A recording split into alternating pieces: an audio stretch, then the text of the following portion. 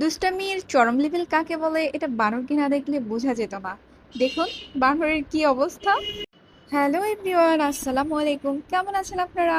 আশা করি ভালো আছেন। আমিও আলহামদুলিল্লাহ ভালো আছি। আজকের টপিক আমার কি হবে এটা নিশ্চয়ই বুঝতে পেরেছেন এতক্ষণে।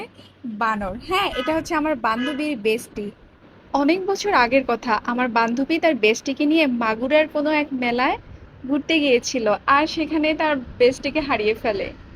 যাই হোক, অনেকদিন পর সে ভেবেচিন্তে ঠিক করলো যে বেস্টিকে খুঁজে বের করবে। তাই সে এখন তার দল বল, মানে তার এতদিনের স্বামী সন্তান, মানে সংসার হয়ে গেছে, তার ছেলে মেয়ে নাতি পুতি সবগুলোকে নিয়ে পুরো টিম সহ আমার বান্ধবীকে খুঁজতে বেরিয়েছে। লাস্টে খুঁজতে খুঁজতে শেষ পর্যন্ত সে এখানে এসে পৌঁছে গেছে। আমার বান্ধবী তো লেকের ধারে বসে মনের সুখে নরম হাওয়া খাচ্ছিল। এমন সময় তার বেস্টি তার দলবল সহ এসে তাকে সারপ্রাইজ দিল। এই সুখে আমার বান্ধবী জ্ঞান হারিয়ে ফেলে। তো যাই হোক, অনেক কষ্টে তাকে সেখান থেকে উদ্ধার করা হয়।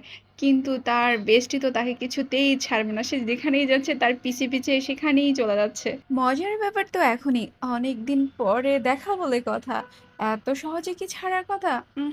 একদমই না। তাই তো সে আমার বান্ধবীকে লেকের ধারে কিছুক্ষণ নাচিয়েই ছাড়লো।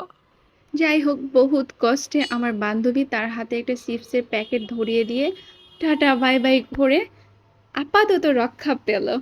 তো গাইজ, এই ছিল আমার বান্ধবী আর তার বেস্টির কাহিনী। আজকের মতো আল্লাহ হাফেজ।